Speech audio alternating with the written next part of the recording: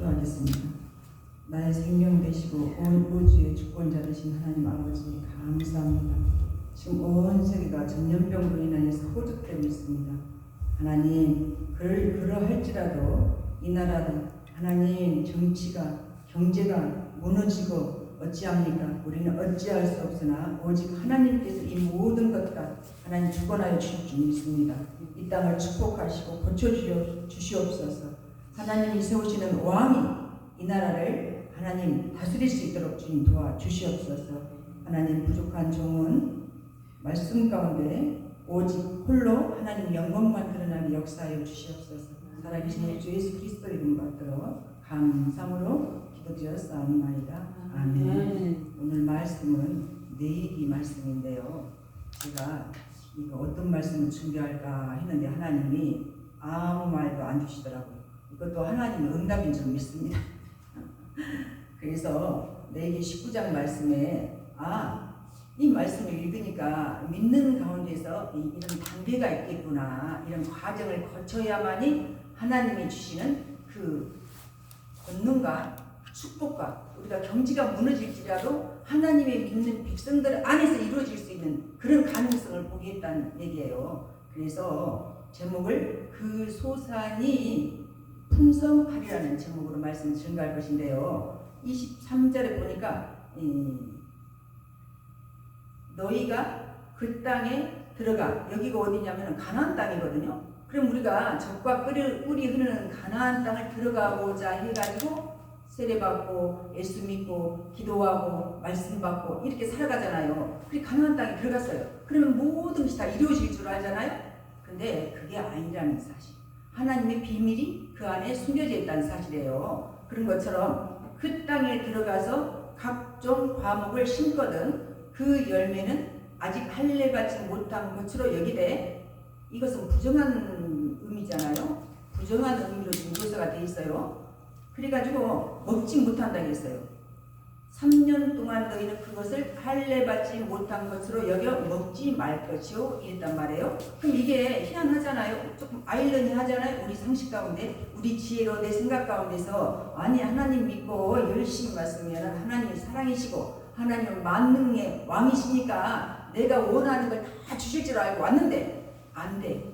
그럼 이게 왜인가? 왜? 이유가 무엇인가? 우리 한번 살펴볼 이유가 있다는 얘기예요. 그래서 선택된 하나님의 언약 백성이 지켜야 할 규례와 질서라는 얘기예요. 출애굽한 이스라엘 백성들이 약속의 땅에 입성하고 정착해가지고 지켜야 할 규칙들입니다. 이 대목이. 그래서 가나안 땅에 들어가서 각종 과목을 심었거든 그 열매는 아직 할례받지 못한 것으로 여기되 먹지 말 것이요. 부정한 열매로 묘사가 돼 있고, 할례란 무엇이냐? 그렇다면 할례는 무엇이냐? 할례받지 못한 열매는 무엇이며, 또 먹지 말라는 얘기는 무엇이며, 그러면 할례는 도대체 무엇인가? 할례란 히브리인들이 하나님으로부터 선택받은 백성이라는 언약의 상징입니다. 그리고 출애굽도 했고 가나안 땅에도 들어갔습니다. 그럼에도 불구하고 할례받지 못한 열매란 무엇을 의미할까요? 내가 하나님 믿었어요. 오래됐어요. 근데 하나님이 그 땅에 들어갔음에도 할례 받지 못한 열매는 먹지 말라. 그래서 레위기에 보면은 너희가 정한 것, 부정한 것, 먹을 수 있는 것, 먹지 말 것, 이렇게 나와 있잖아요. 이런 것처럼. 그래서 이 열매는 무엇을 의미하는가? 아직 3년 동안은 정결케 되는 최소한의 기간이다. 이렇게 의미를 부여해 볼 수가 있을 것 같아요. 그래서 3년 동안은 그 과일의 맛이 아직 떫고 또 시고 맛이 없고 모양이 제대로 안 갖춰지고 이런 것을 의미할 수가 있어요. 그래서 아직 미성숙한 성별되어지는 단계로서 이방인, 우리가 예수 믿지 않은 시절에 가지고 있었던 것, 아니면 내가 인본주의나 세속적으로 하나님의 신본주의 아직 입성하기 전에 입성했을지라도 옛 모습이 아직 벗겨지지 않고 아니면 그게 지워지지 않는 상태, 이렇게도 우리가 의미를 부여해 볼 수가 있다고 봅니다. 그래서 이 중생의 과정은 반드시 이루어져야 된다는 말씀이에요. 이런 것처럼 예수님도 마가복음 11장 13절에 이렇게 말씀하셨어요. 멀리서 보니까 잎사귀가 무성한 한 무화과 나무가 있었어요. 그래서 가까이 가서 배가 고프셔가지고 열매를 하나 따볼까 했더니 열매가 없어요. 그러니까 이거는 그 잎사귀 외에는 아무것도 없다라 했어요. 그러면서 이 무화과는 아직 때가 아니라고 했거든요. 때가 아니다. 그러니까 내가 예수 믿고 세례 받고 은혜 받으면은 모든 게 다 이루어져서 하나님 안에 내가 퐁당 들어갔다고 하는 것은 내 착각일 수 있다. 내 중심일 수 있다. 이렇게 말씀을 조심스럽게 전달해 봅니다. 이런 것처럼 이 3년이라는 기간 동안에 열매는 신맛, 쓴맛, 떫은 맛, 또 불안성품 이렇게 성숙해지고 부정을 씻어내고 이방의 습관, 내가 갖추어 있던, 내가 가지고 있던 내 내면의 모든 것들, 무의식 가운데 있던 이런 것들이 아직 성별되어지지 아니한다. 그래서 그렇게 성별되어져가는 과정이다. 이렇게 말씀드릴 수가 있을 것 같고요.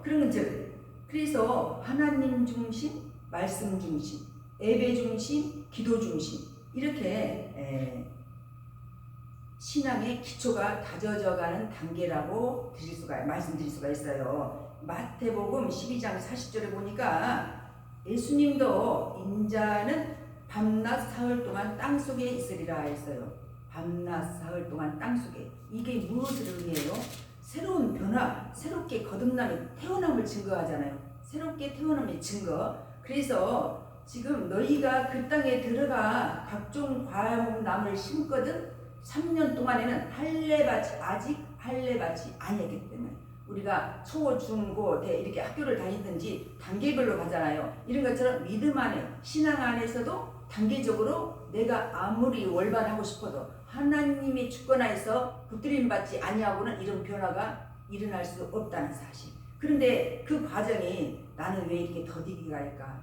나는 왜 이렇게 안 되는가? 이렇게 좌절할 필요가 없다는 얘기예요. 하나님이 다 보편적으로 이런 사실 여기 이렇게 있지 않느냐. 그러나 하나님한테 내가 특별하게 특혜를 받고 싶다. 혜택을 받고 싶다 하면 내가 어떻게 더 적극적으로 하나님 앞에 순종하고 가느냐의 차이점이라고 볼 수 있을 것입니다. 이런 것처럼 유대인들은 이 규례에 근거해가지고 이게 과일나무를 심으면은 어릴 때 열매가 맺으면 그것은 다 깎아서 버렸대요. 유대인들은 이런 것처럼. 그래서 제가 이 말씀 보면서 너무 재밌는 구절을 한 군데에서 찾았어요. 과거에도 내가 이 구절을 짬짬이 이게 상기를 시켰거든요. 근데 우리가 살다 보면은 상처를 안 받을 수가 없어요. 근데 상대방은 몰라요. 아니, 그런 거 많이 있잖아. 이런 것처럼. 그래서 시편 73장 9절에 보니까 그들의 입은 하늘에 있고 자기 입술은 입은 하늘에 있어요. 그리고 그 혀는 땅을 두루 살피고 다닌대요. 이건 뭐예요? 자기 교만, 자기 자만, 오만 이 얘기란 얘기예요. 하나님에 대해서는 아직 자기가 잘 모르면서 이런 과정도 모르면서 할렐루야 내가 세상 가운데 이 정도면은 나는 하나님 괜찮아요.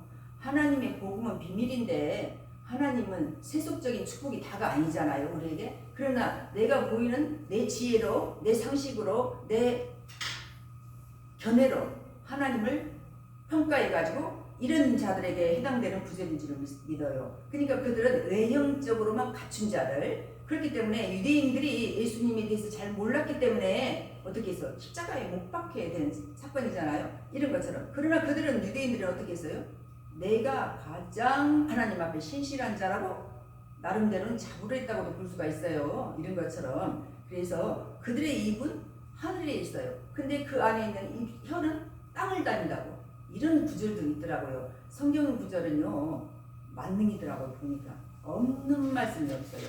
내가 상처를 많이 받았어. 근데 우리가 일시적으로 공격을 하면 절대 안 되잖아요. 근데 성경 구절이 찾아보면 그런 구절이 다 나와요. 낱낱이 나와 있어요. 그러니까 하나님은 아주 우리의 심령을 또 감정까지도 낱낱이 아신다는 얘기가 될 것이에요. 이런 것처럼. 그래서 너희는 스스로 속이지 말라. 너 자신을 스스로 속이지 말라. 선줄로 생각하는 자가 넘어질까 조심하라. 이렇게 있어요. 이런 것처럼. 그래서 거듭남의 축복이 임하지 아니하고는 하나님 나라에 들어갈 수도 없고 하나님 나라를 볼 수도 없다 이렇게 나와 있어요. 요한복음에 나와 있잖아요. 이런 것처럼. 그래서 S관이 내가 가지고 있던 모든 구습이 단번에 그것이 다 이루어지느냐? 아니라는 얘기예요. 아니라는 얘기예요. 이런 것처럼. 그래서 24절에 보니까 3년의 과정을 걸쳤어요. 3년의 과정을 걸치니까 그 다음 단계에 어떤 게 와요? 넷째 해에는 그 모든 과실이 거룩하다. 거룩, 구별됐다. 하나님이 어떻게? 내가 너를 내 자녀로 인정. 그 이전에도 인정했지만은 더욱더 가깝게 친밀하게 하나님하고 관계가 교제가 이루어진다는 얘기. 지성소의 예배가 지성소의 기도가 내가 응답되어지는 이렇게도 우리가 맥락을 연결해 볼 수가 있을 것이에요. 이런 것처럼 거룩해지니까 어떻게 해요? 내 마음이 어떻게 돼요? 여호와께 드려 찬송하고 내 마음을 온전히 우리가 은혜를 받으면 어떻게 해요? 매사가 기쁘잖아요. 매사가 아름답게 보이잖아요. 그래 왜 저분은 왜 이렇게 부정이야? 내 마음은 긍정인데 이러잖아요. 이런 것처럼 하나님이 거룩하게 나를 만지시니까 그 이후에는 내 마음이 즐거움이 가득 찬다는 얘기요. 내 마음이 즐거움이 가득 차면은 세상 가운데 가는 곳곳마다 어떻게 나를 맞아들이는 미련들도 상대방이 온화하니까 안 될 일도 더 좋게 해준다는 얘기예요. 이런 것처럼. 그래서 새롭게 되는 우리는 새로운 피조물로 거듭나야 된다. 이게 넷째 해에는 이렇게 됐다. 꼭 3년이고 꼭 4년은 아닙니다. 이건 그런 의미로 부여했다고 볼 수가 있어요. 이런 것처럼 그때 하나님이 중심이 되고 하나님께 감사의 기쁨으로 채워주는 축복이라는 얘기예요. 이런 것처럼 거듭난 자만이 누릴 수 있는 축복이에요. 이게 나를 하나님이 우리에게 내가 너의 하나님이 되고 너는 나의 백성이 될 때 그때 하나님 이런 축복을 주신다고 했어요. 성경 어느 구절도 너희가 와가지고 내게 와가지고 오 주여 응답 해서 하나님 다 축복 준다고 안 나와 있어요. 이런 것처럼 그래서 예수님도 누가복음 13장 7절에 보니까 3년을 보시고 열매가 맺지 아니한 나무는 찍어서 버리라고 했어요. 찍어 버리라고. 그래서 구원사역에 하나님의 핵심 중심 우리의 메시지가 구원사역의 남은 자 사상이 남은 자 구원 사상이라고 말씀드릴 수가 있어요. 이런 것처럼 그래서 이 세상의 자기 지혜로는 하나님을 알 수도 없다. 할례받지 못한 심령이 하나님과 관계 가운데서 멀어질 수밖에 없다. 그러니까 하나님한테 와가지고 가나안 땅에 들어갔음에도 불구하고 그 열매는 아직 할례받지 못한 열매니까 부정하니까 먹지 말라 이랬단 말이에요. 그런 것처럼 이렇게 할례받지 못한 심령, 할례받지 못한 귀, 그러니까 하나님 말씀이 안 들린다는 얘기예요. 할례받지 못한 심령이니까 내 주관으로, 내 상식으로, 내 관점으로만 딱 닫고 하나님 말씀 평가하니까 해석이 어떻게 돼요? 잘못되어진다는 얘기예요. 이런 것처럼. 그래서 실제로는 열매 맺지 못한 이렇게 과일 나무도 어떻게 꺾어진다든지 옆에 가지를 치고 들어온다든지 다 이게 가지치기를 해주잖아요. 이런 것처럼. 그래서 그렇다면은 우리는 하나님 앞에 나는 도대체 어떤 열매이고 어떤 나무인가 한번 돌이켜볼 수도 있잖아요. 나를 한 번쯤 검증해보면 하나님 나를 어떻게 볼까요? 내 사랑은 아벨, 내 사랑하는 딸들. 그래, 내가 너를 어떻게 해줄까?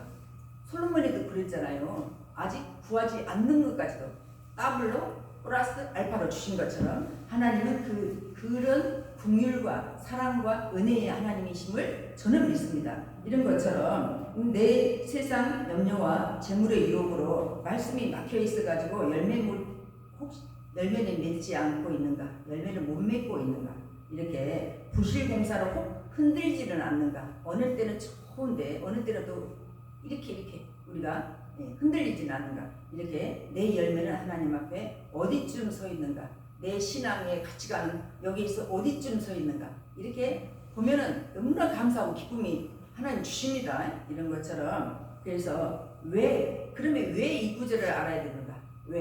왜 하나님이 거룩히 내가 너를 거룩하게 해줄 때까지 내가 하나님 앞에 순종하고 말씀 붙들고 가야 되는가?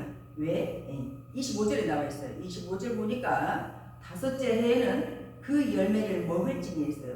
이 열매는 하나님 주신 열매, 내 안에 맺혀지는 열매, 이렇게 볼 수가 있어요. 그리고 그리하면 너희에게 그 소산이 풍성하리라. 이런 중생 거듭남의 축복을, 그런 신앙의 단계를 거치고 나니까 그때에야 때가 참에 내가 너희에게, 이런 것처럼 때가 차니까 하나님이 너희에게 소산이 풍성하다는 얘기는 재물이에요. 물질, 먹을 수 있는 모든 재료, 이런 것처럼. 그리고 하나님의 주권이 나타납니다. 우리가 축복받은 것에 땡 그게 아니고 그 이유가 더 중요해요. 나는 너희의 하나님 여호와입니다. 이게 하나님 주권이라는 얘기예요. 하나님 주권.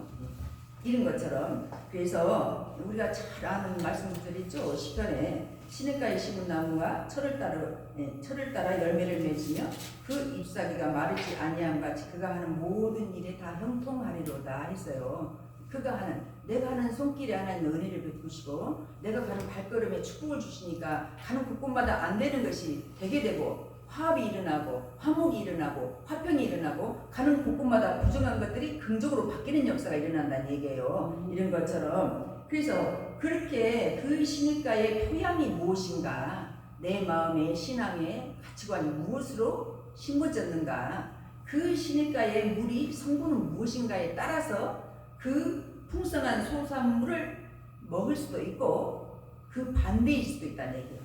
하나님이 시냇가에 심은 나무가 철을 따라 열매를 맺고 풍성하고 너가 하는 모든 일이 형통케 하리라는 축복을 주신다고 했는데, 그러다 보면은 그 형통케 하는 축복이 누구에는 임하고 누구에는 안 임하고가 아닙니다.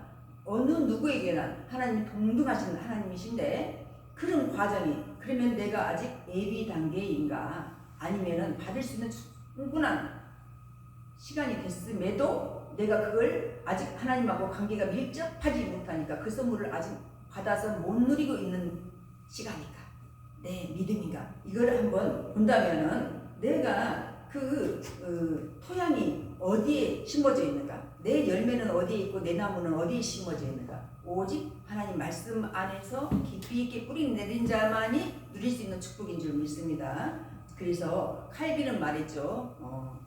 인간의 전적 부패에서 머물러 있는 열매라면은 22절 말씀하고 똑같다는 얘기예요. 그 열매는 할례 받지 못한 열매, 먹지 못할지니라, 이런 것처럼. 그래서 인간의 전적 부패와 타락에 머물러 있는 자리는 혹 아닌가.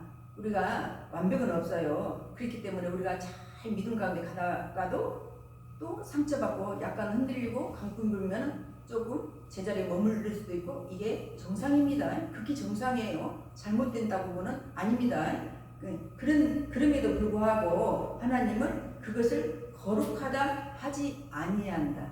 너희가 할례 받지 못한 심령을 가지고 있으면 먹지 못할 것이며 먹으면 안 되고, 그러니까 내 지혜로 말씀을 주관으로 가져오면 안 된다는 얘기예요. 이런 것처럼 이렇게 해석할 수가 있고, 그래서 왜 나는 그러면은 이렇게 중생의 거듭남의 축복을 거쳐서 그 자리에 머물러서 하나님 앞에 전진 한 걸음 한 걸음 더 가까이 가야 되는 이유가 나와 있잖아요. 25절에 다섯째 해 되니까 하나님이 너의 손에 모든 소산물을 풍성케 하리라. 넉넉함으로 채워주리라.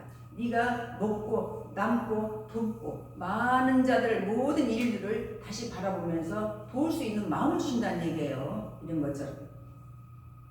그래서 자기 중심적이고 육에 속한 자들의 열매는 할례 받지 못한 자들이라고 말씀드릴 수가 있고, 그럼에도 하나님의 주권적인 선택으로 24절에 넷째 해에는 하나님이 우리를 거룩하게 했으니까 네 마음이 어떻게 기쁨이 샘솟고 찬양을 하나님께 드리고 싶은 마음이 불러 이게 이 샘솟고, 이 구절은 무조건적인, 하나님이 우리를 무조건적인 선택으로 선택하셨고 불가항력적인 은혜를 주셨기 때문에 내가 은혜를 받고 싶어서 받는 게 아니고 하나님이 우리에게 그걸 성령으로 인해서 부어주셔야지만이 내가 받을 수 있다는 얘기예요. 이런 것처럼 하나님의 절대 주권을 지금 여기서 말씀하고 있죠. 나는 너의 하나님 여호와입니다. 이게 하나님의 주권을 말씀하고 있죠. 이런 것처럼. 그래서 거룩하니 하나님께 예배를 드리고 기쁨으로 찬송을 드리고 거룩의 옷을 입은 자는 그 입술에 진리의 법이 있고 또 화평함과 정직함으로 동행한다고 했어요.